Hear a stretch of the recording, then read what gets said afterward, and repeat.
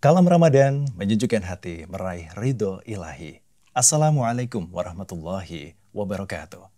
Puji syukur kehadirat Allah Subhanahu wa Ta'ala yang masih mempertemukan kita kembali di majelis ilmu penuh barokah ini dalam kursi yang sehat walafiat. Salawat serta salam senantiasa kita junjungkan kepada junjungan kita, suri tauladan kita Rasulullah Shallallahu Alaihi Wasallam. Pemirsa yang dirahmati Allah, Kalam Ramadan kali ini kita akan mengangkat satu tema yang sangat menarik, yakni keutamaan 10 hari terakhir di bulan Ramadan. Seperti yang diriwayatkan, ketika memasuki 10 akhir Ramadan, Nabi fokus beribadah, mengisi malamnya dengan ibadah, dan membangunkan keluarganya untuk ikut ibadah. Hadis riwayat Al-Bukhari. Nah, pemirsa, Kalam Ramadan, mengapa Nabi Muhammad SAW menjalankan hal tersebut? Kemudian, ada apa sebenarnya di malam 10 hari terakhir di bulan Ramadan? Pada kesempatan kali ini pemirsa, kita akan bersama-sama mengkaji bersama guru kita, Bapak Yai Baidowi. Beliau adalah salah seorang pengajar di Pondok Pesantren Api Asri, Tegalrejo, Magelang. Selama 30 menit ke depan, inilah Kalam Ramadan, menyejukkan hati, meraih ridho ilahi.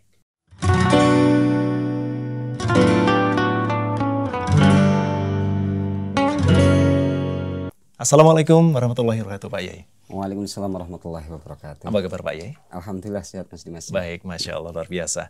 Sebagaimana hadis yang saya sampaikan tadi Pak Yai, yakni ketika memasuki 10 akhir Ramadan, Nabi fokus beribadah dan mengisi malamnya dengan ibadah. Bahkan membangunkan keluarganya juga untuk ikut beribadah. Nah, tampak sebegitu penting dan istimewanya malam-malam di 10 hari terakhir di bulan Ramadan ini Pak Yai. Nah, sebenarnya ada keistimewaan apa di 10 hari terakhir bulan Ramadan ini sehingga Rasulullah melaksanakan hal tersebut? Ya, Mas Dimas, tentu saja ya kita sebagai umat Muhammad itu sangat mempercayai sekali. Ya. Apa yang dilakukan Rasulullah itu pasti menyimpan beberapa hikmah, beberapa rahasia. Ya. Karena begini ya, misalnya dalam hadis tadi yang disampaikan oleh Mas Dimas bahwa di 10 terakhir di bulan Ramadan itu Rasulullah sampai serius ihyaul lail, serius dalam sholat malam, bahkan membangunkan istri-istrinya untuk mengikuti itu. Tentu saja itu bukan hari-hari yang biasa. Bahkan dalam satu riwayat itu sampai dikatakan syadda al-mi'zar, sampai Rasulullah itu mengencangkan apa itu gamisnya. Itu tandanya Rasulullah itu memang bersiap-siap dengan semangat untuk beribadah di hari-hari tersebut. Gitu. Masya Allah. Nah, bagi kita umatnya, itu kenapa ulama-ulama banyak yang menyarankan bahwa di 10 terakhir bulan Ramadan itu kita juga ikut-ikutan serius seperti itu ya dalam beribadah. Itu alasan yang awal mungkin karena kita itu juga termasuk umat Muhammad, makanya harus ittiba. Ya, ittiba itu yang mungkin sekarang orang lupa. Kadang langsung cari rahasianya itu ada apa. Kita lupa dengan itibaknya. Bahwa yang paling pokok itu kita mengikuti Rasulullah gitu aja. Ya, mengikuti apa yang dikerjakan oleh Rasulullah. Maka Allah Ta'ala dalam Al-Quran itu berfirman, Qul in kuntum tuhibbunallah fattabi'uni yuhibbukumullah wa yaghfir lakum dzunubakum. Katakan wahai Muhammad, kalau memang kalian itu cinta kepada Allah, maka ikutilah perilaku saya. Rasulullah mengatakan seperti apa? Allah mengatakan seperti itu. Yuhibbukumullah, maka secara otomatis Allah ini langsung akan menjadikan orang yang ittiba kepada Rasulullah ini menjadi kekasihnya. Ketika menjadi kekasihnya itu ya wa yaghfir lakum dzunubakum, otomatis dosa-dosa itu diampuni gitu. Jadi dengan hanya ittiba kepada Rasulullah ini insya Allah dosa-dosa kita itu sudah terampuni. Iya, kayak gitu ya. Makanya untuk itu yang paling pokok kita semangat di 10 terakhir bulan Ramadan itu alasan yang pertama adalah ittibaur Rasulillah ya. Mengikuti tradisi-tradisi Rasulullah pada saat itu. Saat itu ya. Oke, jadi perilaku yang Rasulullah laksanakan waktu itu kita juga dengan niatan ittiba ya. Ittiba. Ya, tapi tidak cukup hanya niat ittiba saja terus dosa-dosa diampuni ya. Terus tentunya dengan ibadah yang dilakukan juga. Ibadah dilakukan. Perilaku kita juga dibenarin ya. Oke. Pak Yai, adakah hal-hal istimewa yang terjadi pada malam-malam tersebut sehingga Rasulullah begitu luar biasa sekali tadi membangunkan keluarganya ikut ibadah, istri-istrinya? Seperti yang disampaikan oleh para ulama-ulama dahulu ya, Mas Dimas. Misalnya kitab Fathul Mu'in karya Syekh Zainuddin Al-Malibari itu kan beliau mengatakan bahwa alasan pertama di 10 terakhir bulan Ramadan untuk memperbanyak ibadah itu karena ittiba, dan alasan yang kedua itu rojaan musodafata Lailatul Qadri. Jadi berharap bisa, kalau bahasa Jawanya itu menangi atau ngepasi adanya Lailatul Qadar. Yang mana Lailatul Qadar itu disamarkan oleh Allah. Gitu. Jadi harinya itu nggak ditentukan di hari ini turunnya Lailatul Qadar.